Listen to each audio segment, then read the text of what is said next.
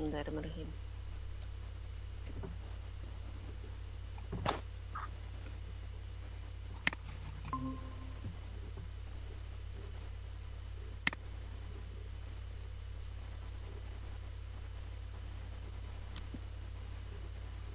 Langsung sudah nampak ya. Nggih, monggo Pak Gus. Ya, assalamualaikum warahmatullahi wabarakatuh. Waalaikumsalam warahmatullahi wabarakatuh. Selamat sore Bapak Ibu serta seluruh audiens yang berbahagia. Sebelumnya mari kita panjatkan syukur pada Tuhan Yang Maha Esa. Pada sore hari ini kita bisa bertemu dalam acara kegiatan webinar.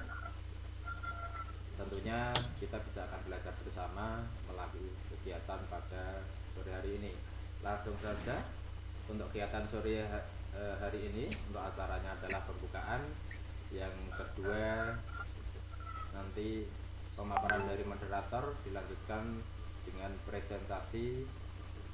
Kemudian yang acara berikutnya tanya jawab, dilanjutkan dengan penutup. Untuk acara pada siang hari ini atau sore hari ini, mari kita buka dengan bacaan semangat bersama-sama. Bismillahirrahmanirrahim. Semoga kegiatan ini bisa menjadikan sebuah pengetahuan yang luar biasa bagi kita semua. Sebelumnya saya perkenalkan diri selaku host pada sore hari ini. Nama saya Agus Budiono dari SMK Negeri 1 Paren, Kabupaten Ngawi. Kemudian untuk moderator nanti akan disampaikan oleh Ibu Ari Susanti, Sarjana Pendidikan dari SMK Negeri 1 Semen. Dan materi hari ini akan disampaikan oleh presenter kita yang luar biasa, Ibu Tega Ranti, Sarjana Pendidikan dari SMK Negeri TPI Gedangan. Demikian tadi untuk pengenalan komisi acara pada sore hari ini. Untuk mempersingkat waktu, kepada moderator kami persilakan untuk memandu acara pada siang atau sore hari ini. Bu Susanti. Ya, terima kasih Pak Agus atas waktunya. Assalamualaikum warahmatullahi wabarakatuh. Selamat siang dan salam sejahtera bagi kita semua. Bapak, Ibu, dan adik-adik semua, apa kabarnya siang hari ini? Baik, alhamdulillah. Sebelumnya, perkenalkan, saya Ari Susanti dari SMKN 1 Semen Kabupaten Kediri akan memandu presentasi siang ini. Pada siang ini, kita akan berbicara tentang SMK. Mengapa harus SMK? Apa alasannya? Nah, pasti banyak sekali pertanyaan yang ada di benak kita semua, terutama para adik-adik yang sekarang berada di kelas 9 atau kelas 3 SMP. Nah, daripada kita hanya sibuk menebak-nebak dan bertanya-tanya dalam hati, pada kesempatan siang ini, semua pertanyaan itu akan dijawab secara lebih rinci oleh narasumber kita, yaitu Ibu Ayu Tega Ranti, Sarjana Pendidikan dari SMK TPI Gedangan. Kepada beliau, saya persilakan. Monggo Bu Ranti. Terima kasih Bu Ari dan Pak Agus Budi. Saya nyalakan kamera saya dulu. Saya ucapkan selamat siang kepada semua yang sudah masuk dalam room ini, baik Bapak, Ibu Guru, dan adik-adik sekalian. Nah, pada siang hari ini saya dikasih waktu berapa menit Ibu Ari untuk pemaparannya? Kurang lebih 30 menit, Bu Ranti. Oke, terima kasih Ibu. Saya harap tidak sampai 30 menit supaya tidak bosan ya mendengarkannya. Langsung saja perkenalkan, nama saya Ayu Tega Ranti, Sarjana Pendidikan dari SMK TPI Gedangan Sidoarjo. Usia saya baru 29 tahun. Saya selaku guru bimbingan dan konseling di SMK TPI Gedangan. Sehingga mengapa saya memberikan materi ini pada siang hari ini? Karena yang saya tahu sebagian siswa atau sebagian adik-adik sekalian pasti masih bingung untuk menentukan setelah lulus dari kelas 9 ini mau kemana. Ada pilihannya pasti banyak, ada SMA, ada SMK, ada madrasah aliyah, seperti itu. Nah, pada siang hari ini khusus akan saya bahas mengapa sih kok harus di SMK. Nah, saya tampilkan dulu presentasinya.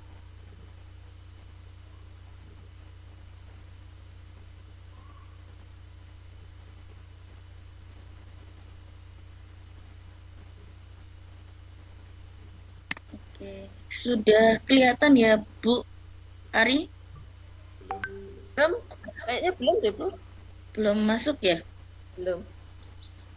Sebentar, Coba sebentar. diklik present. Oke. Sudah? Sudah. Sudah ya? Oke.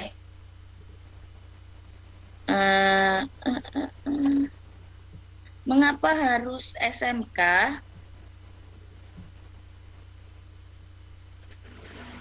Nah, di sini kalau memang sekarang adik-adik semua di kelas 9 mau kemana sih setelah SMP atau setelah MTS begitu ya?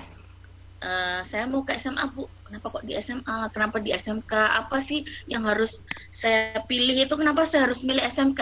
Gitu. Nah, sekarang yang saya jelaskan di sini adalah SMK adalah sekolah menengah kejuruan, yaitu salah satu bentuk satuan pendidikan formal yang menyelenggarakan pendidikan kejuruan pada jenjang pendidikan menengah. Pendidikan ini adalah lanjutan dari SMP seperti Undang-Undang Nomor 20 tahun 2013 Pasal 18 ayat 3, pendidikan kejuruan merupakan pendidikan menengah yang mempersiapkan peserta didik terutama untuk bekerja dalam bidang tertentu. Tujuan dari SMK, itu tadi kan kenapa sih harus di SMK, yaitu yang pertama adalah di SMK itu mempersiapkan peserta didik menjadi manusia yang produktif, mampu bekerja secara mandiri, mengisi lowongan-lowongan pekerjaan yang ada di dunia usaha. Yang kedua adalah membekali peserta didik agar mampu memilih karirnya. Peserta didik juga ulet dan gigih dalam berkompetensi. Yang ketiga yaitu SMK akan membekali peserta didik dengan ilmu pengetahuan, ilmu teknologi, dan juga seni, agar mampu mengembangkan dirinya di kemudian hari, baik secara mandiri maupun melalui jenjang pendidikan yang lebih tinggi. Jadi ketika dari SMK itu anak-anak sekalian tidak harus selalu bekerja. Jadi kalau ada omongan-omongan di luar sana yang jangan kamu sekolah di SMK, nanti kamu nggak boleh kuliah, itu salah. Jadi dari SMK kalau memang niatnya mau kuliah itu, maka menurut saya itu akan lebih bagus. Kenapa? Karena di SMK itu sudah diajari pendidikan dasarnya. Misalnya nanti mau kuliahnya jurusan teknik, Bu, berarti kamu di SMK-nya silahkan ambil jurusan teknik juga. Di situ kalian akan sudah dapat bekalnya apa sih yang mau dipelajari saat kalian kuliah di misalnya fakultas teknik seperti itu. Selanjutnya yaitu jenjang karir SMK. Nah, seperti yang sudah saya bilang tadi, kalau ada yang bilang setelah lulus SMK itu tidak bisa melanjutkan ke kuliah, itu salah.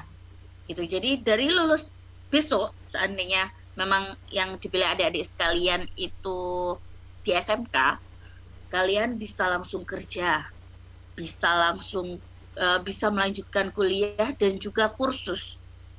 Di kuliah itu juga ada beberapa tujuan. Kalau nanti kuliah kalian bisa di universitas, bisa di politeknik, atau bisa di sekolah tinggi.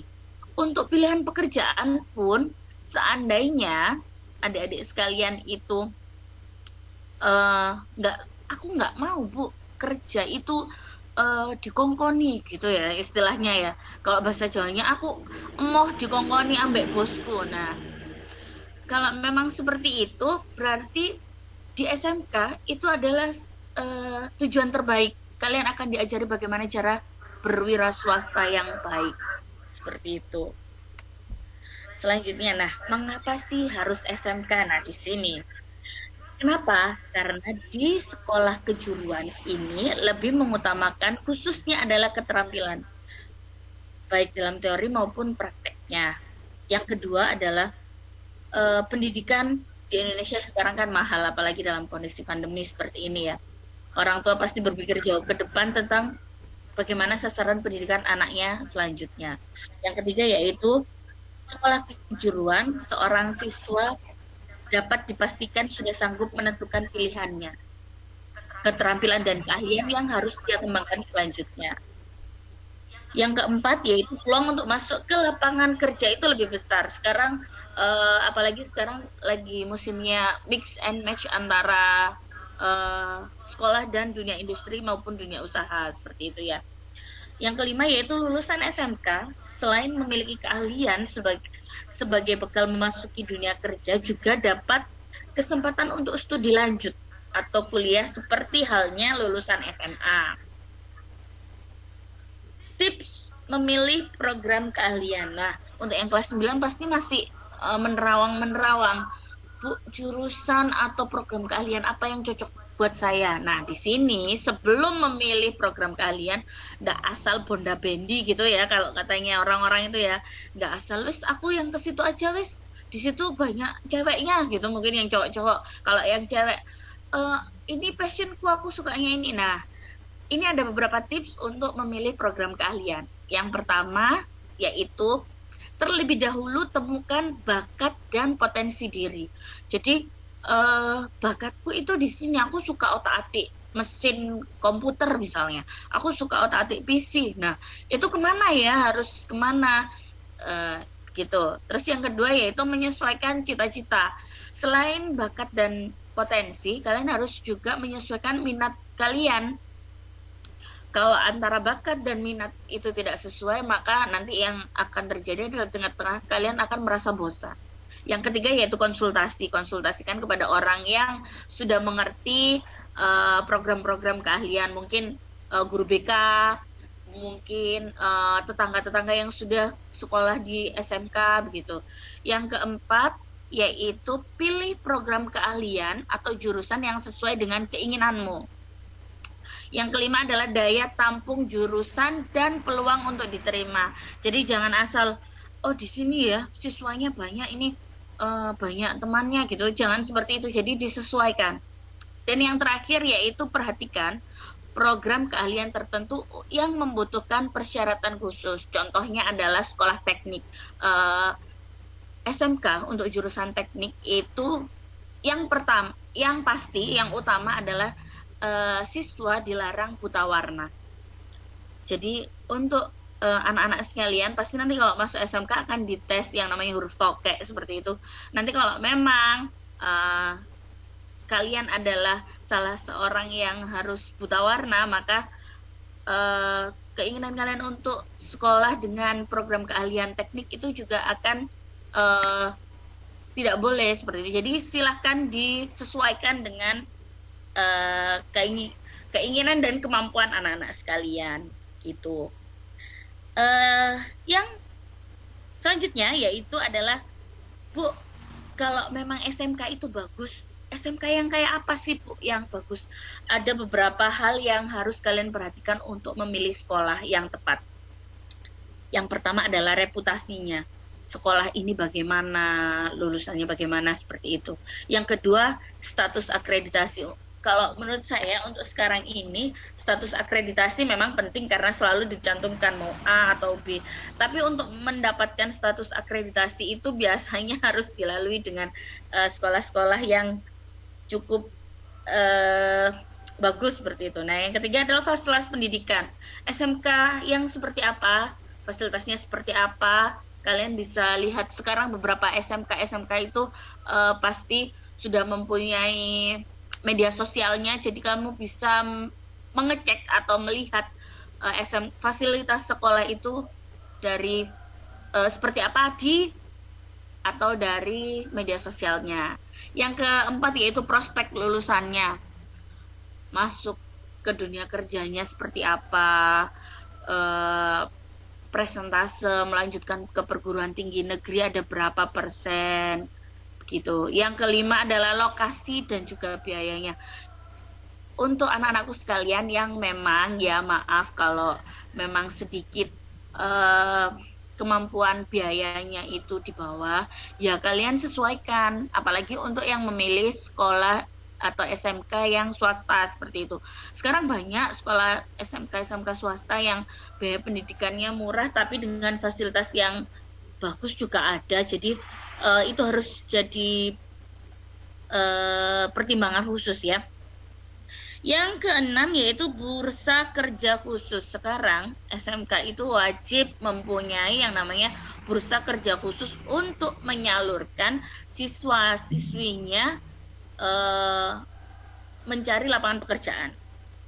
Yang terakhir prestasi dan juga hubungan kerjasama atau networking antara SMK dan instansi-instansi yang ada, baik itu institusi, baik itu sekolah tinggi, universitas, dan juga dunia usaha dan dunia industrinya gitu. Nah, cukup itu dari saya. Mungkin ada yang mau ditanyakan. Tentukan masa depanmu bersama SMK. Saya kembalikan ke Bu Ari. Bentar, saya ini stop. Sudah ya, Bu? Monggo, Bu Ari. Ya, terima kasih Bu Ranti. Saya sampaikan terima kasih kepada narasumber atas pembahasannya, yaitu tentang kenapa harus SMK. Nah, di sini kita bisa mengambil kesimpulan ya dari apa yang dipaparkan oleh Bu Ranti tadi. Karena SMK membekali peserta didiknya dengan skill dan pengetahuan yang lebih matang dan lebih siap terjun ke dunia kerja.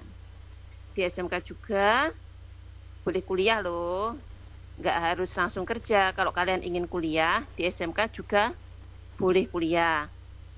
Dan yang lain adalah selain kuliah dan bekerja, kalian juga bisa berwira swasta karena nanti di SMK juga akan diajari bagaimana dibekali dengan pengetahuan-pengetahuan di mana kalian bisa berwira swasta sendiri. Di lain itu, selain itu juga biayanya lebih murah. Seperti itu ya, Bu Ranti tadi yang saya tangkap. Iya, Bu Ari. Selanjutnya adalah sesi tanya jawab. Monggo Bapak Ibu ingkang yang ingin menanyakan terkait dengan materi yang disampaikan Bu Ranti tadi, saya persilahkan untuk menyampaikan pertanyaannya. Bu Endang mungkin?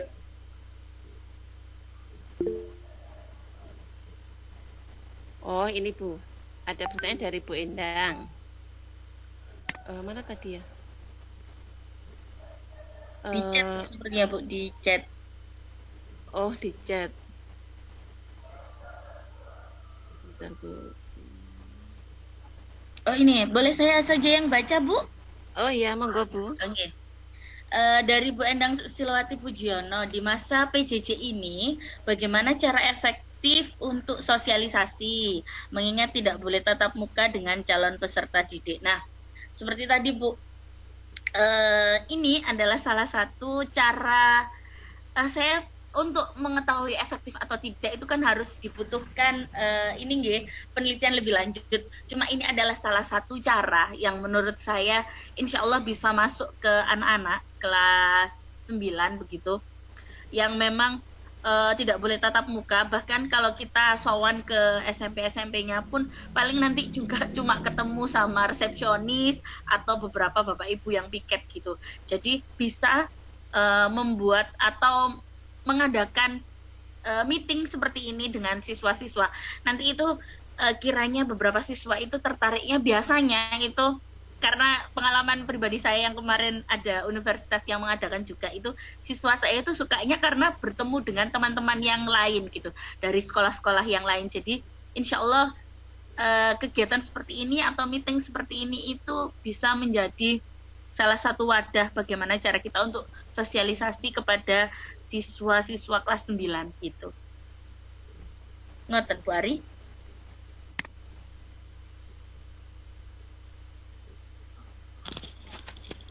Semoga Bu Endang puas dengan jawaban dari Bu Ranti. Ada pertanyaan lagi mungkin dari yang lain? Pak Agus, tidak ada pertanyaan? Tidak.